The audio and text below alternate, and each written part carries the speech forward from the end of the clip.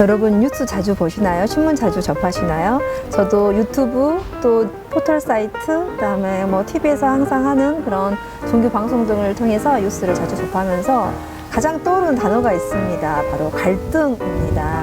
오늘 저는 갈등과 여론조사의 관계성을 화두로 한번 던져보고 싶은데요.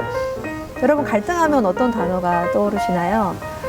개인으로 보면 개인의 내적 갈등, 우리가 한 살 한 살 나이를 먹어갈수록 어떻게 살 것인가, 이렇게 할 것인가, 저렇게 할 것인가에 대한 그 질문들이 개인에게 던져지곤 합니다. 또 가정 안에서도 보면요, 피를 나는 형제끼리도 또 부모 자녀에서도 갈등은 없을 수는 없는 것 같습니다. 하물며 이 사회는 각기 다른 생각을 가진 사람들이 모인 집단인데 갈등이 있을 수밖에 없다. 현대사회는 갈등 사회다 라고 표현을 해도 틀린 말은 아닌 것 같습니다. 갈등의 어원을 살펴보니까요, 칡, 갈, 등나무 등, 그러니까 왼쪽으로 칡은 감고 도는 식물이고 등나무는 오른쪽으로 감고 도는 식물인데 이게 같이 섞이다 보니까 얽히고 설켜가지고 이런 복잡해지는 거죠. 그게 이제 갈등이라는 단어가 만들어진 것 같습니다. 우리 사회 또한 그렇죠. 다양한 생각들이 모여가지고 얽히고 설키다 보니까 이제 그걸 어떻게 잘라내버릴 수는 없잖아요.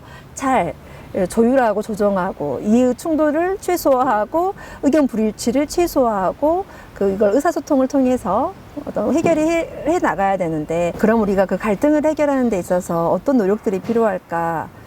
글쎄 너무 언론적인 이야기일 수는 있지만요, 이슈 하나하나에 즉각적으로 민감하게 반응하는 것도 물론 중요하겠지만 저는 그런 문제들에 대해서 좀 더 이제는 분석적으로 이렇게 한 발짝 뒤로 물러서서 뒤집어도 보고 제대로 이게 돼 있는 건가 이렇게 좀 꼼꼼하게 사색적으로 볼 필요가 있다고 생각을 합니다. 그런 관점에서 제가 일주일 단위로 쏟아져 나온 여론조사를 일반인의 시각으로 한번 들여다봤어요. 근데 제가 깜짝 놀랐습니다. 여론조사의 응답률이 고작 5%대, 6%대라는 거예요. 그 말은 곧 10,000명에게 질문을 했을 때 고작 500명이 답을 해가지고 500명의 의견이 퍼센테이지로 나온 것이 여론화된 거거든요. 좀 저는 의문이 가더라고요. 왜 응답률이 이렇게 낮지? 어떤 방식으로 설문을 돌렸지? 이제 그거를 조사를 해봤더니 한 10% 정도는 전화로 상담원이 물어봐가지고 전화 면접을 한 게 10%고 나머지 80에서 90%가요. 핸드폰이든 전화든 ARS, 그야말로 기계음을 통해서 질문을 던지는 거예요. 그러다 보니 누가 얼마나 기계음에 답을 하겠어요. 그것도 집에 전화하기로 했을 때는 주로 낮에 집에 있는 층들이 그 전화를 받는다는 거죠. 과연 우리가 5%가 국민 전체를 대표할 수 있는가? 그리고 그 표집이 편향성은 없는가? 그런 부분에 대해서도 감안을 해야 된다는 거죠. 또한 어떤 설문지는요, 설문 문항이 참 애매해요. 말을 살짝 바꾸면 반대로 결과가 나올 수도 있겠다 싶은 그런 문항들이 있거든요. 그래서 과연 이런 질문지의 결과를 가지고 우리가 일반화하는 것에 대한 그 문제점에 대해서도 의문을 제기해야 된다는 것. 또 하나 제가 좀 궁금했던 건요, 그럼 외국은 우리나라처럼 이렇게 수시로 일주일 단위로 여론조사를 하나? 국정지지도 정당지지도 이런 걸 하나? 제가 좀 알아봤더니 그렇죠. 우리나라처럼 그렇게 하지 않더라고요. 그리고 가까운 일본 같은 경우는 요미우리나 NHK 같은 데에서 이렇게 여론조사를 하잖아요. 응답률이 거의 50%에 가깝다고 하거든요. 그리고 미국 같은 경우도 여론조사 협회에서 가이드라인을 제시한 게 응답률 30% 이상이 돼야 그게 여론조사로서의 어떤 신뢰도가 있다, 대표성이 있다 해가지고 그 이하 것들은 거의 이렇게 발표를 안 한다고 합니다.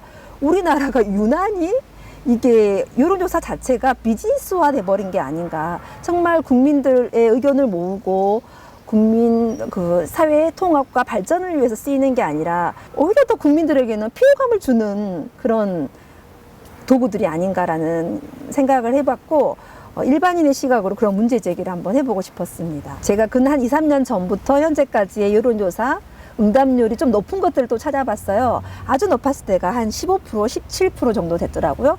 근데 이거는 왜 이렇게 응답률이 그래도 조금 더 높지? 알아보니까 그것은 ARS는 아니고 전화든 집전화든 아니면 핸드폰이든 면접자가 직접 질문을 해가지고 이렇게 응답을 뽑아낸 건데, 그것도 미국이나 일본에 비하면 거의 뭐 15%, 17% 정도 자기 표현을 그만큼 안 한다는 거죠. 그래서 또 생각을 했습니다. 왜 대한민국 국민들은 자기의 어떤 노선, 생각들을 잘 표현하지 않을까? 이거는 제 생각인데요. 아마도 그동안 그 민주화 과정을 통해서 개인의 생각들을, 개인의 노선들을 드러냈을 때 그게 보이지 않게 불이익을 당할 수 있다. 이제 이런 불안감들이 우리 국민들, 시민의 마음속에 있기 때문에 자기 생각을 쉽게 드러내지 않고자 하는 것들이 그런 통계치로 나오는 게 아닐까 생각이 들었습니다. 여러분, 일주일 단위로 이렇게 사람의 생각들을 물어보는 거에 대해서 여러분은 긍정적으로 보시나요? 아니면 조금 부정적으로 보시나요? 우리 사람의 생각, 감정, 가치가 어제 다르고 오늘 다르고 일주일 단위로 이렇게 바뀌나요? 저는 그건 아닌 것 같아요, 제 개인적으로는. 그런데 여론조사는 일주일 단위로 그게 된단 말이죠. 얼마 전에 대통령께서 대변인을 통해서 했던 말씀 중에 통계치 수치에 일희일비하지 않겠다, 그런 말씀을 하셨는데 저는 그 부분은 많이 동의가 되더라고요. 맞아요. 우리가 그 수치 하나에 너무 이렇게 민감하게 반응을 해서 이런가 저런가 그거에 너무 이렇게 신경 쓰고 살다 보면 그게 오히려 사람들을 피로하게 하고요, 사람을 혼돈스럽게 하고 더 이렇게 분열시키고 나누고 더 그걸 문제화해서 별것도 아닌 변화에 크게 그거를 과하게 해석을 하고 그런 것들이 사회 분열에 오히려 더 기름을 붓는 역할을 하지 않나 생각을 합니다. 현재 한국 사회는 여론조사의 사회다라고 저는 표현해도 맞을 정도로 매일 여론조사가 나옵니다. 여론조사는 사회의 바로미터이죠. 그러나 그 안에는 국민의 의견을 그대로 제대로 반영한 대표성이 있어야 되고 편향성이 없어야 될 것이고 타당성이 있어야 될 것이고 이런 부분들이 다 이렇게 촘촘히 잡아졌을 때 제대로 된 여론조사로서의 역할을 할 수 있다고 보거든요. 그래서 ARS로 돌려가지고 응답률 5% 나오는 여론조사의 결과에 너무 우리가 일희일비하지 않았으면 좋겠고, 또 하나는 현재 대한민국의 집전화 가구 수하고요, 핸드폰을 가지고 있는 인원수가 대비가 1대6이에요. 그야말로 핸드폰을 1인당 하나씩 다 가지고 있거든요. 그러니까 핸드폰을 가지고 있으니까 뭐 전화를 잘 받겠다, 이제 그런 의미도 있겠지만 사람들은 핸드폰으로 전화만 받는 거 아니거든요. 검색을 합니다. 곧 ARS를 통해서 집전화든 핸드폰이든 그 문의하는 설문조사 방식보다는 검색하는 것, 그야말로 빅데이터를 통한 그 결과치들이 더 그 여론조사의 신뢰성을 더 높일 수 있는 그런 수치가 나오지 않을까라는 생각을 하거든요. 그래서 국민 여론이 이렇습니다라고 언론에서 선포를 할 거면 저는 다양한 방식들이 좀 믹스가 됐으면 좋겠어요. 그게 기술적으로 가능한지는 모르겠습니다만, 그리고 우리 국민들, 시민들은 응답률 5%, 10%대의 그 여론조사에 너무 우리가 일희일비하지 않았으면 좋겠다. 또 하나는 언론에게 글씨 조그맣게 응답률 5% 적힌 것도 있고 아예 안 적힌 것도 있거든요.